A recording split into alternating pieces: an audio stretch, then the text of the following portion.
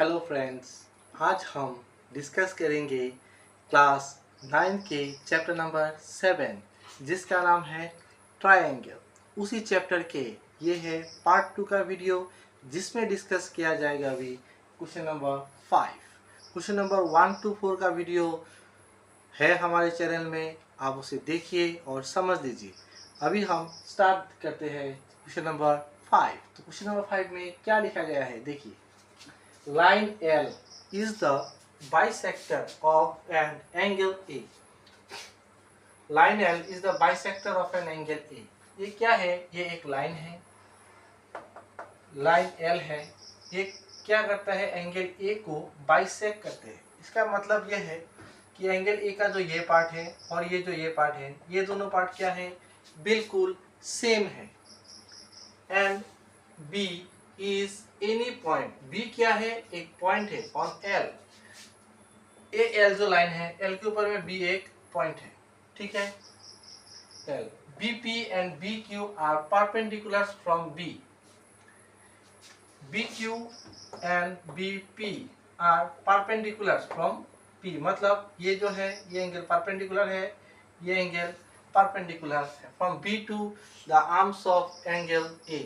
ये angle A का जो आर्म है, इस एंगल के आर्म के ऊपर में ये बी एक, ये जो क्यू है बी क्यू और ये बी पी, ये क्या है? परपेंडिकुलर है। तो क्वेश्चन से हमें बहुत कुछ इंफॉर्मेशन मिल रहा है, हम उसी इंफॉर्मेशन के मदद से इस प्रॉब्लम का करेंगे सॉल्व। तो देखते रहिए वीडियो को। So that triangle APB is congruent to triangle AQB। मतलब हमें बताया गया APB ट्राइंगल, कौन सा ट्राइंगल है? APB, ये ट्राइंगल के बारे में बताया गया है। और कौन सा ट्राइंगल है? AQB के बारे में बताया गया है। तो हमें पहले प्रूफ करना है, दिखाना है, शो करना है कि ये दो ट्राइंगल क्या है? कॉन्ग्रुएंट है। तो चलिए शुरू करते हैं। लेकिन अभी तक आपने अभी हमारे चैनल को सब्सक्राइब नहीं किया है तो प्लीज़ उसे सब्सक्राइब कर दीजिए ताकि हमारे चैनल्स के वीडियो आप तक पहुंचती रहे। और वीडियो अच्छा लगे तो ज़रूर लाइक कर दीजिएगा और दोस्तों के साथ शेयर कर दीजिएगा।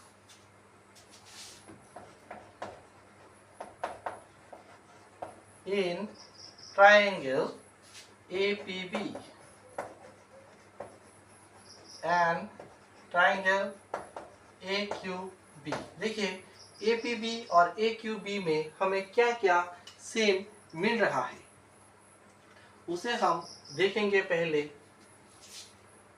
ये जो पहले क्या था, ये जो एंगल है एंगल ए को बाइसेक्ट किया है L ने, तो ये ए एंगल और ये एंगल सेम होगा। तो पहला in triangle APB and AQB, APB triangle ये नीचे वाला जो ट्राइंगल है और AQB ये ऊपर वाला जो ट्राइंगल है। तो APB में क्या है? Angle BAP। In triangle APB and AQB, where is APB? APB, this triangle, and triangle AQB, this triangle. From these two triangle APB and AQB, angle BAP. So this angle, the lower portion, and angle BAQ, this angle. These two angles are equal. Why? Because L is the bisector of angle A. L is the bisector of angle A. तो ये तो हो गया हमारा। Next में हम लिख देते हैं angle APB,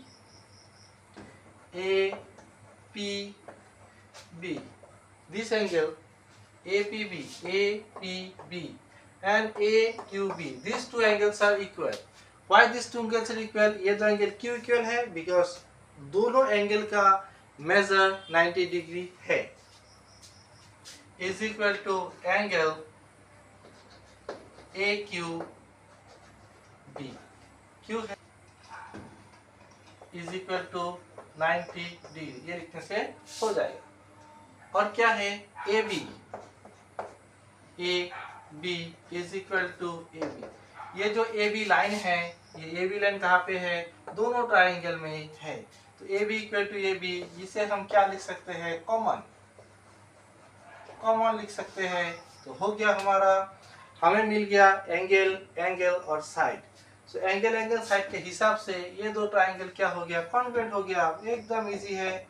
triangle A P B, ये लिख दिया है A P B, and triangle A P B congruent to triangle A Q B by क्या है? Angle, angle, side, angle, angle, side. Second में किया गया है, ये तो हमें शो कर दिया है। नेक्स्ट में शो करना है BP is equal to BQ। So BP को BQ से इक्वल है या नहीं है उसे दिखाना है। BP और BQ इक्वल होगा, क्योंकि पहले वाला जो है ये BP है, ये ट्राइंगल का एक पार्ट है, और उसी तरह से ये जो BQ है ये ऊपर वाले ट्राइंगल का कॉरस्पॉन्डिंग पार्ट है। तो ये क्या होगा? इक्वल होगा। BP is equal to BQ, BP is equal to BQ, क्यों होगा? बाय सिंपल CP/CT से होगा। तो हो गया, हमें जो दिखाना था वो हमने दिखा दिया। ये नंबर 2 का है और ये नंबर 1 का है, तो दिखा दिया। यहाँ पे लिख देते हैं शॉर्ट, खत्म। आपको समझ में आ गया है शायद, अच्छी तरह से समझ लीजिए। तो चलते हैं नेक्स्ट क्वेश्चन पे, मतलब क्वेश्चन नंबर 6 पे। अभी हमारे सामने है क्वेश्चन नंबर 6। क्वेश्चन नंबर 6 में क्या दिखाया गया है तो उसे देखते हैं। साथ में एक डायग्राम भी दिया गया है, उसको भी ध्यान से देखना है। तो चलिए देखते हैं क्या है। इन द गिवन फिगर, ये फिगर दिया गया है। फिगर देखने में थोड़ा टफ लग रहा है, लेकिन अगर आप वीडियो को अच्छी तरह से देखेंगे तो ये मैथ्स आपके लिए एकदम इजी हो जाएगा और आप चुटकियों में सॉल्व कर सकेंगे।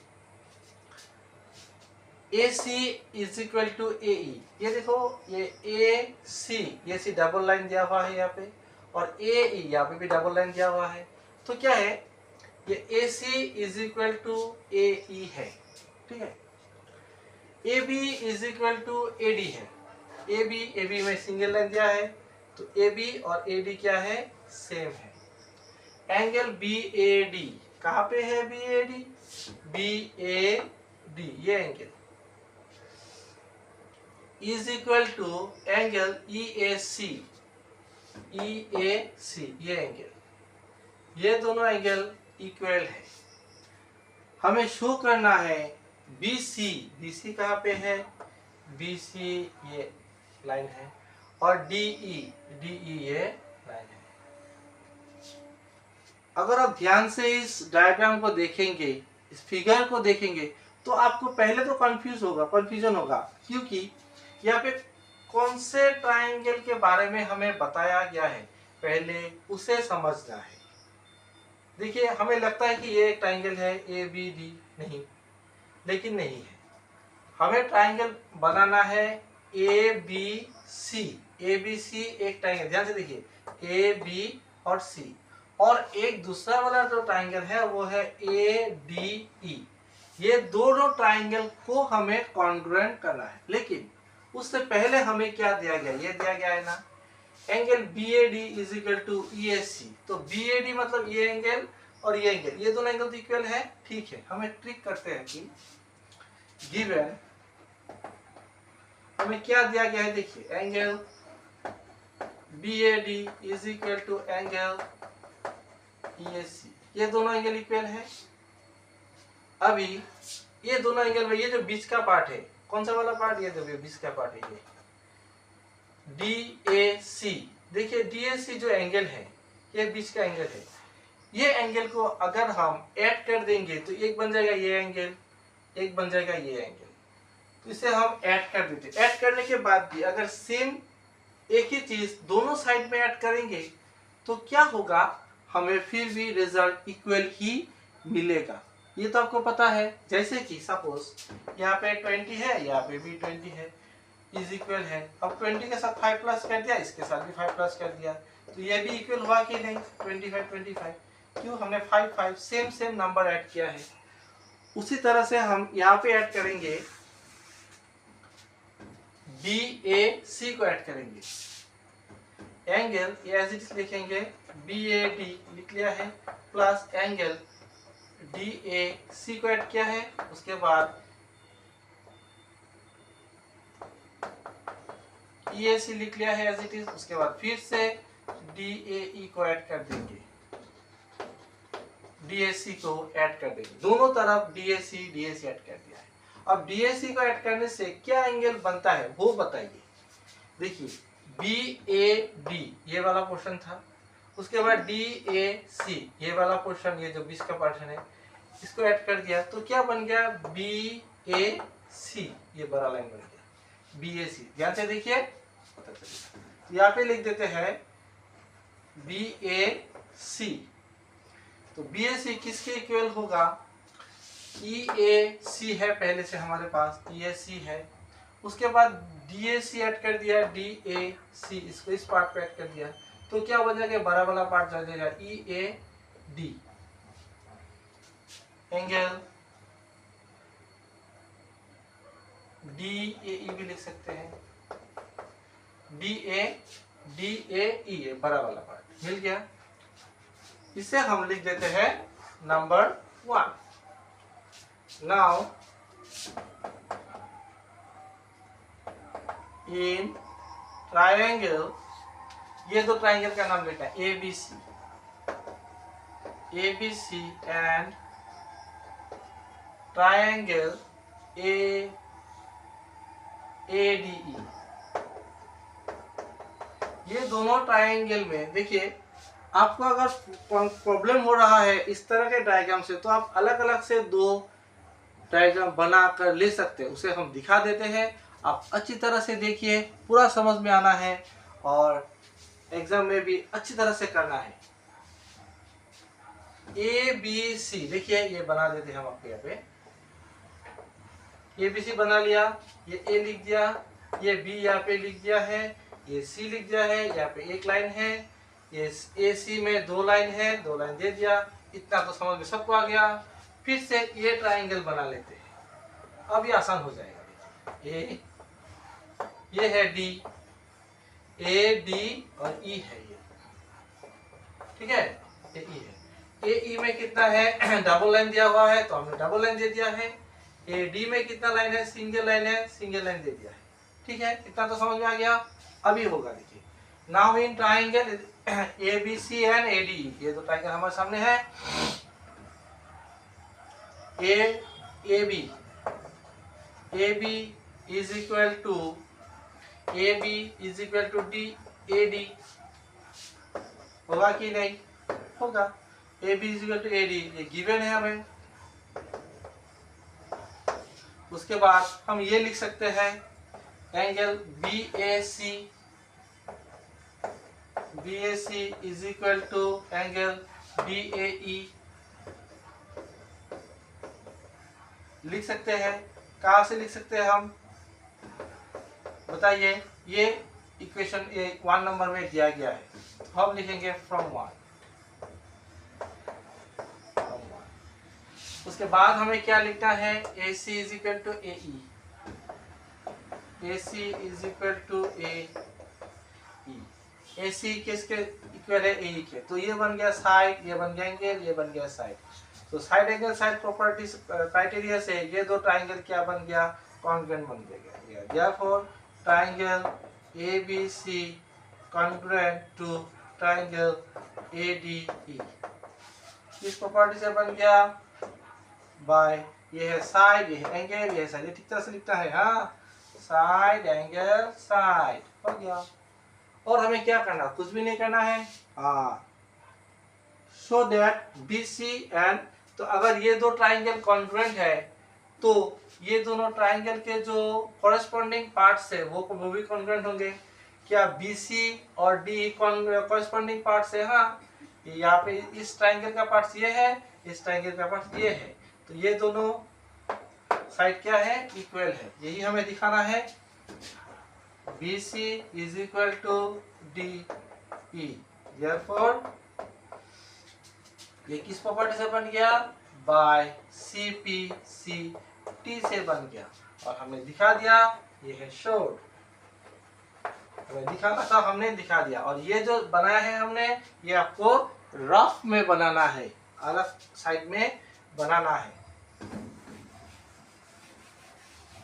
या फिर बनाने के बाद पेंसिल से बनाने के बाद रफ कर देना है एग्जाम में, ठीक है। ऐसा करने से आपको एकदम इजी होगा। लेकिन अगर आप सेपरेटली नहीं बनाएंगे तो प्रॉब्लम क्या होगा, आपको यहाँ पे कंफ्यूज हो सकते हैं आप। तो आप देख लीजिए, अगर आपको कंफ्यूज लगता है, ये थोड़ा ठीक नहीं लगता क्या है, ये ट्रायंगल है या ये ट्रायंगल है, थोड़ा अजीब सा लगता है, तो आप सेपरेटली ज़रूर बना लीजिए। सेपरेटली बनाने से आपको ये मैथ एकदम इजी हो जाएगा। तो हो गया क्वेश्चन नंबर 6 का सॉल्व। चलते हैं क्वेश्चन नंबर 7 पे।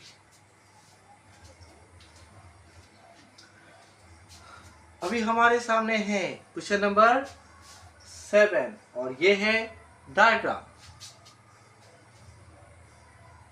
तो पहले क्वेश्चन को अच्छी तरह से पढ़ लेते हैं और समझ लेते हैं कि क्वेश्चन में क्या लिखा गया है।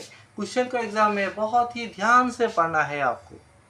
एक एक वर्ड इम्पोर्टेंट है, जो इन वर्ड्स में लिखा है उसी चीज को आप मैथमेटिकल टर्म में कन्वर्ट कीजिए, ज्योमेट्रिकली कन्वर्ट कीजिए, आपका प्रॉब्लम सॉल्व हो जाएगा।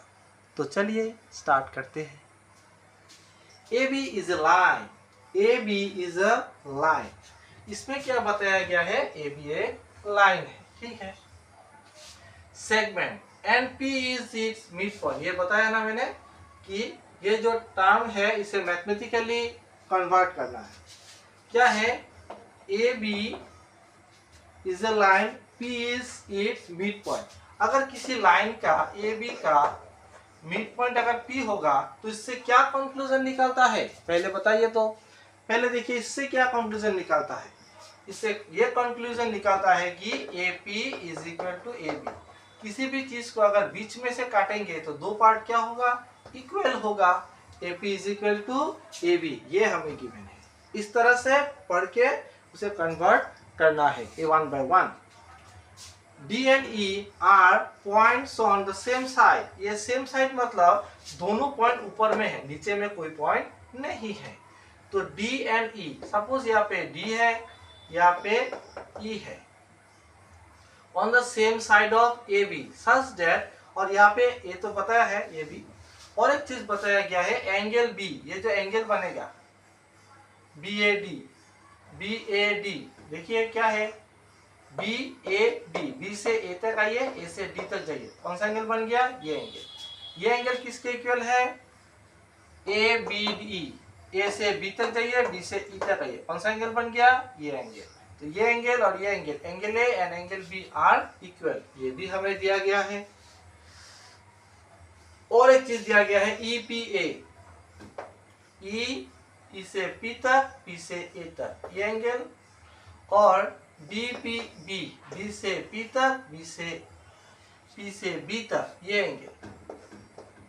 ये दोनों एंगल क्या, ये दोनों एंगल भी क्या है, हमें इक्वल दिया गया है। तो क्या क्या दिया गया है पहले उसे हम निकाल लेना, उसके बाद हमें क्या शो करना है उसको देखना है, ठीक है। तो देखिए, शो दैट ट्रायंगल DAP कहाँ पे है, हाँ ये एंगल बन गया DAP, मतलब ये ट्रायंगल, और ट्रायंगल क्या है EPB, ये जो ट्रायंगल है ये बड़ा वाला ट्रायंगल। तो ये बड़ा वाला ट्रायंगल में हमें क्या क्या मिलता है, देखिए पहले तो ये PB PA के मैच हो गया ये दोनों का।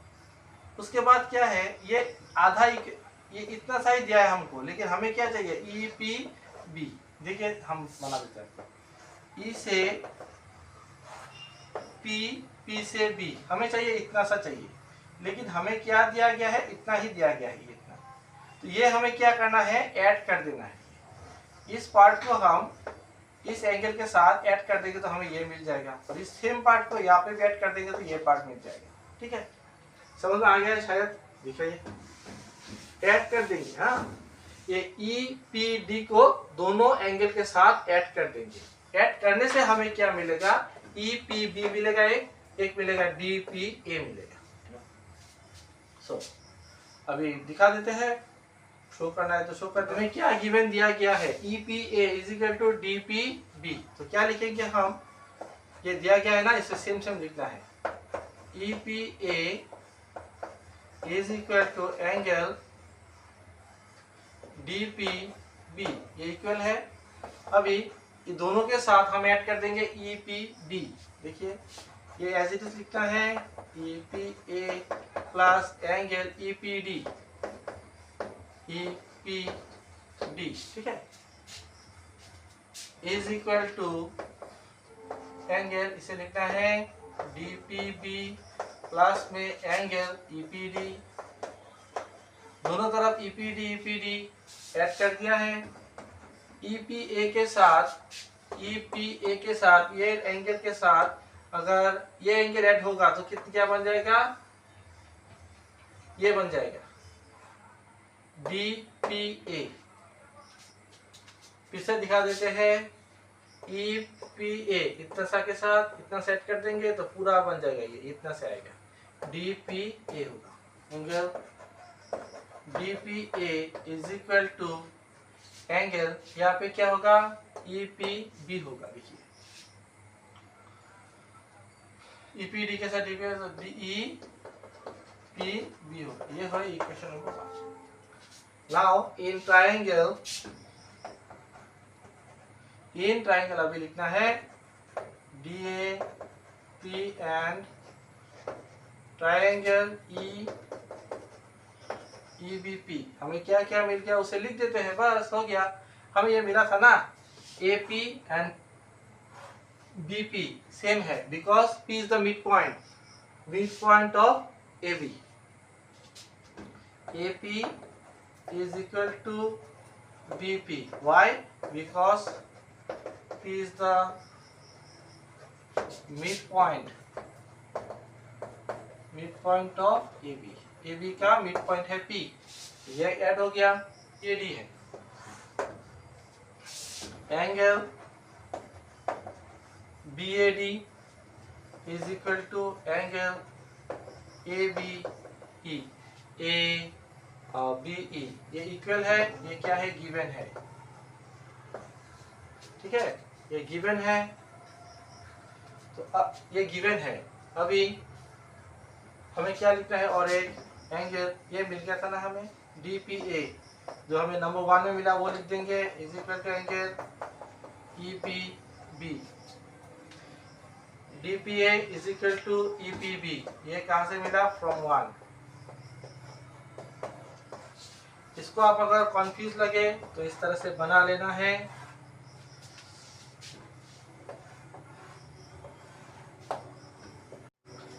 E, ये है P, ये है B, ये है D, ये है P, ये है A।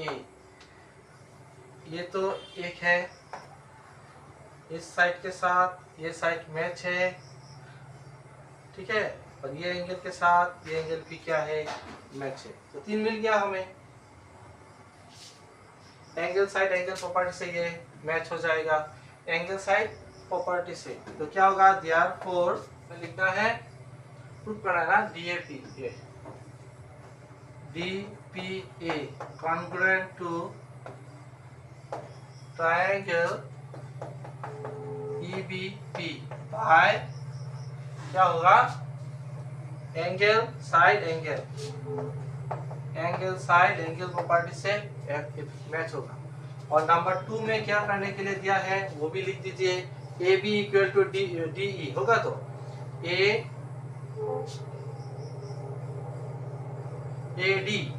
AD जो A है, ये जो लाइन है, और ये जो EB और BE लाइन है, क्या ये दोनों सेम है? होगा, क्योंकि ये दोनों ट्राइंगल कॉन्ग्रुएंट है, तो इसके कॉरेस्पॉन्डिंग पार्ट्स भी सेम होंगे। तो AD is equal to BE लिख के सीधा लिख देना है बाय CPCT, एकदम इजी। अगर ट्राइंगल एक बार कॉन्ग्रुएंट हो गया तो बादर पार्ट्स ऑटोमेटिकली सेम हो जाएंगे, इतना इजी है।